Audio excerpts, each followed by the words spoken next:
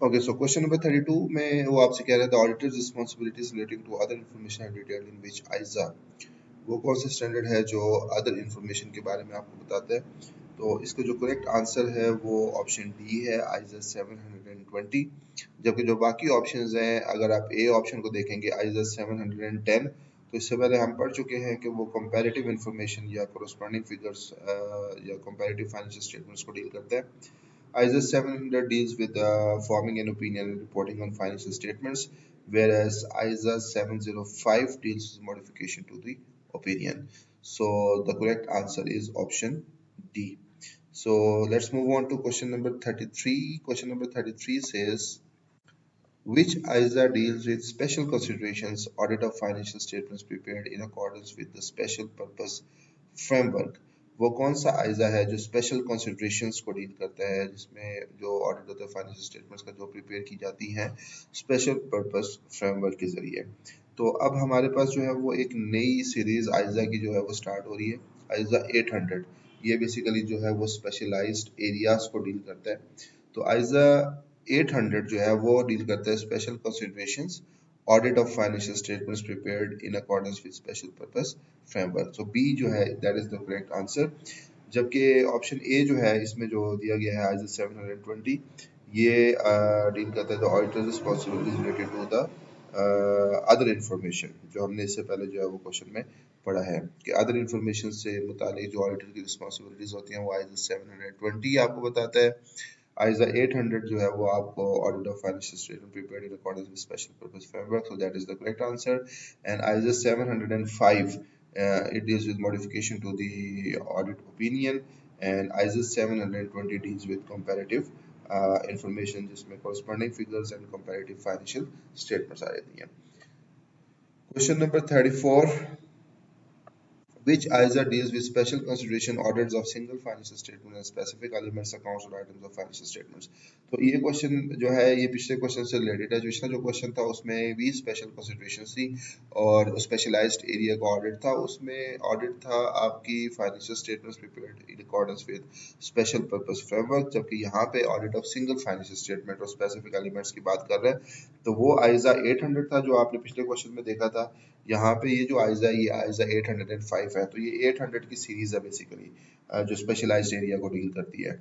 तो आइजा 800 जो है वो आपने इससे पहले पढ़ा कि जो आपका audit financial statements prepared in accordance with special purpose framework को डील करता है। आइजा 805 जो है वो डील करता है special consideration audit of single financial statement and specific element, accounts और आइटम ऑफ फाइनेंशियल स्टेटमेंट। जबकि आइजा 705 इससे पहले हम ऑलरेडी पढ़ चुके हैं, मॉडिफिकेशन टू द ओपिनियन को डील करता है। और आइजा 710 जो है वो कंपैरेटिव इंफॉर्मेशन, जिसमें आपकी कंपैरेटिव फाइनेंशियल स्टेटमेंट और कॉरस्पॉन्डिंग फिगर्स आती हैं उनको डील कर देता है।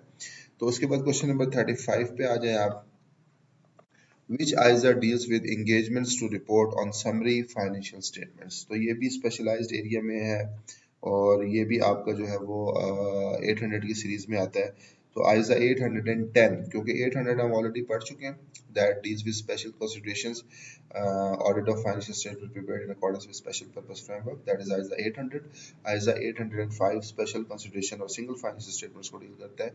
और जबकि आइजा 810 जो है वो डील करता है आपकी engagements to report on summary financial statements, and 710 is same as previous one, comparative information, corresponding figures and comparative financial statements को जो डील करता है। क्वेश्चन नंबर 36 पे आ जाए, which ISA deals with quality management for an audit of financial statements। तो इससे पहले आपको याद होगा कि जब हमने शुरू में आइजा 200 जनरल प्रिंसिपल्स हैं, उन जब 200 की सीरीज हम देख रहे थे, 200 की सीरीज में 220 जो था वो क्वालिटी कंट्रोल को डील कर रहा था। तो क्वालिटी कंट्रोल को उन्होंने चेंज करके क्वालिटी मैनेजमेंट का कॉन्सेप्ट ले आए हैं, और वो आइजा 220 था जो क्वालिटी कंट्रोल को डील कर रहा था।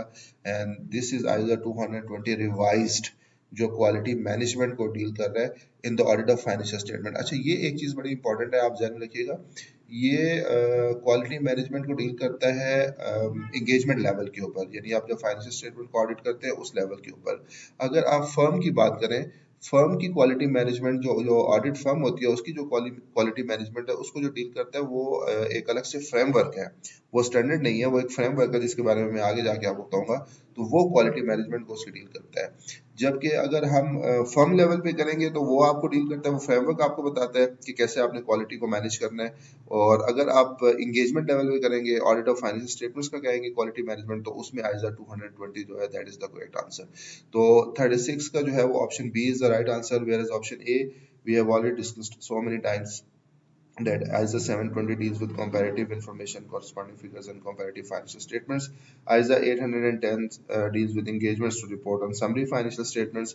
ISA 705 deals with modification to the opinion. So these all ISAs we have already discussed above. Now let's move on to question number 37, which says which ISA deals with audit considerations related to entity using a service organization. अच्छा, ये एक ISA जो हम पीछे जब हम ऊपर ISAs पढ़े थे 300 की सीरीज, तो उसमें हमने दो आइजास जो है वो हमने 402 एंड 450 जो है, ये दो आइजास जो है हमने वहाँ पे वो क्वेश्चंस हमने नहीं देखे थे, वो क्वेश्चंस यहाँ पे आए हैं। तो आइजा 402 जो है वो बेसिकली डील करता है audit consideration related to entity using a service organisation. So option D is the right answer, ISA 402। जबकि आइजा 220 जो है वो क्वालिटी कंट्रोल को डील करता है, that we have already seen. ISA 300 जो है वो आपका प्लानिंग को डील करता है, ये भी हम पहले पढ़ चुके हैं। और आइजा 330 जो है वो auditor response to the assessed risk को डील करता है। और 300 की ही सीरीज में 402 और 450 था जो आपने उस टाइम स्किप कर दिया था, उसके क्वेश्चंस नहीं थे, वो अभी क्वेश्चंस आ रहे हैं। तो 402 डील करता है audit considerations related to an entity using a service organization, whereas 450 deals with evaluation of misstatements identified during the audit. So question number 38 जो है इसका आंसर ऑप्शन ए है, ISA 450, जो डील करता है evaluation of misstatements identified during the audit। ISA 300 planning को deal करता है, जो हम ऑलरेडी पढ़ चुके हैं। और ISA 330 जो है वो डील करता है auditor response to assessed risk, ये भी हम ऑलरेडी पढ़ चुके हैं। ISA 402 जो है अभी हमने इससे ऊपर पढ़ा है, audit consideration related to entity using service organization. ठीक है, तो ये क्वेश्चन नंबर 38 आपका आ गया। क्वेश्चन नंबर 39, ये लास्ट क्वेश्चन है उस सीरीज के ऊपर जो हम देख रहे हैं कि कौन सा स्टैंडर्ड किस चीज को डील करता है, और उसके बाद हम दूसरी चीजों की तरफ जाएंगे, कॉन्सेप्ट्स की तरफ जाएंगे। तो क्वेश्चन नंबर 39 कहता है विच आइजा deals with using the work of an auditors expert. अच्छा, अब मजे की बात यह है कि जब हम 600 की सीरीज कर रहे थे तो उसमें हमने एक आइजा जो है वो शायद स्किप कर दिया था, ये शायद पढ़ा था लेकिन उससे रिलेटेड क्वेश्चन नहीं किया कि ऑडिटर्स एक्सपर्ट। हाँ, ये पढ़ा जरूर था हमने, क्योंकि इंटरनल ऑडिटर के काम को जो आइजा देख रहा था हमने वो भी देखा था, और ऑडिटर एक्सपर्ट के काम को जो आइजा देख रहा था वो भी हमने देखा था, लेकिन इसके ऊपर हमने क्वेश्चन नहीं किया। तो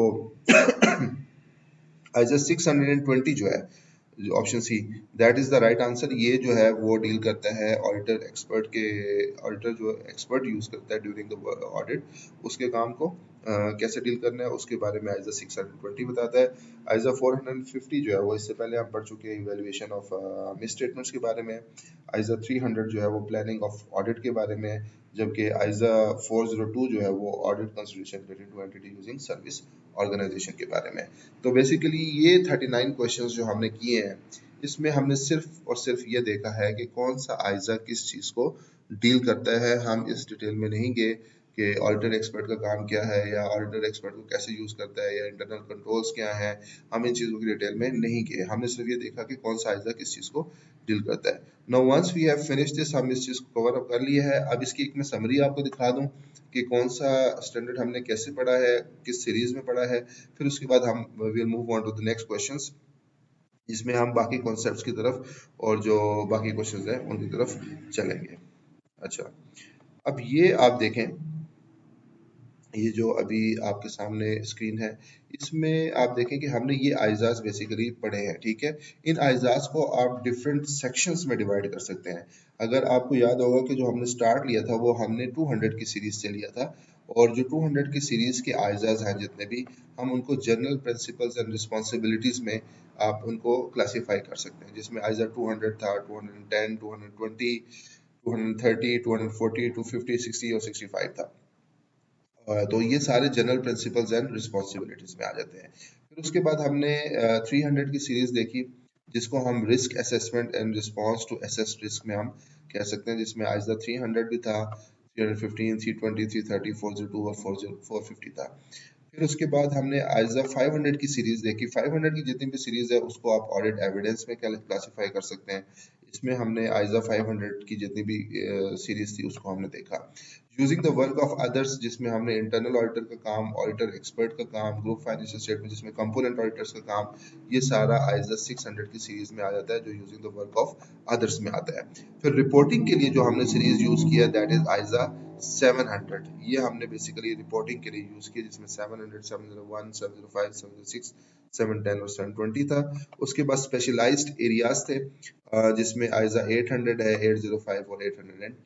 तो ये आप इनको जो है वो तकरीबन 5 6 पार्ट्स में जो है क्लासिफाई कर सकते हैं, जितने भी स्टैंडर्ड्स हैं। एक आइजा 200 की सीरीज है, एक 300 की सीरीज है, एक 500 की सीरीज है, एक 600 की सीरीज है, एक 700 की सीरीज है और एक 800 की सीरीज है। अच्छा, उसके बाद एक चीज जो मैंने आपसे डिस्कस की थी, जब हमने आइजा 220 रिवाइज को हम देख रहे थे, तो उसमें हमने देखा था कि क्वालिटी मैनेजमेंट का कॉन्सेप्ट वो लेके आए थे। तो इसी तरह का एक फ्रेमवर्क है, वो फ्रेमवर्क आपको ये बताता है कि आपने क्वालिटी कंट्रोल फर्म्स के लिए कैसे करना है।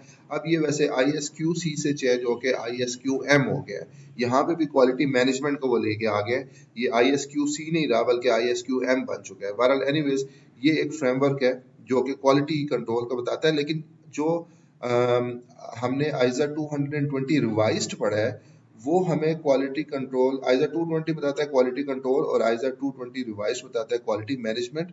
वो दोनों आपको एंगेजमेंट लेवल के ऊपर बताते हैं, यानी कि ऑडिट जब आप फाइनेंशियल स्टेटमेंट कर रहे होते हैं, उस एंगेजमेंट लेवल के ऊपर आपने क्वालिटी को कैसे मेंटेन करना है। जबकि ये जो फ्रेमवर्क है, ये स्टैंडर्ड्स का हिस्सा नहीं है। ये जो फ्रेमवर्क है, ये आपको फर्म लेवल के ऊपर बताता है। आप ये देखिए, क्वालिटी कंट्रोल फॉर फर्म्स जो ऑडिट परफॉर्म करती हैं, तो ये फर्म लेवल के ऊपर है। जबकि वो जो स्टैंडर्ड्स हैं वो बेसिकली एंगेजमेंट लेवल के ऊपर है, ऑडिट लेवल के ऊपर है, जो ऑडिट फाइनेंशियल स्टेटमेंट्स का होता है उस लेवल के ऊपर है। ठीक है, ये इन दोनों में डिफरेंस है। तो ये 38 इंटरनेशनल स्टैंडर्ड्स हैं ऑडिटिंग के ऊपर, और ये साथ ये फ्रेमवर्क भी आपको पता होना चाहिए जो ISQC है, लेकिन अब ये ISQM हो गया है, जो है ना, क्वालिटी कंट्रोल की जगह क्वालिटी मैनेजमेंट के ऊपर वो उन्होंने जो है वो ये फ्रेमवर्क दे दिया है। ठीक है, तो ये आपके जितने भी स्टैंडर्ड्स थे ये तकरीबन आपके सारे कवर हो गए 2 लेक्चर्स में। जो लेक्चर 2 है उसका फर्स्ट पार्ट जो है वो हमने देखा, उसके बाद ये सेकंड पार्ट है, इसमें हमने ये सारे स्टैंडर्ड्स जो है वो कवर अप कर लिए हैं। अब जो हम आगे मूव करेंगे, तो अब हम जो क्वेश्चंस करेंगे वो बेसिकली कॉन्सेप्ट्स के ऊपर होंगे। ठीक है, थैंक यू सो मच। अब इंशाल्लाह नेक्स्ट लेक्चर में मिलते हैं, जिसमें हम ये क्वेश्चन नंबर 40 से जो है वो स्टार्ट करेंगे। Thank you.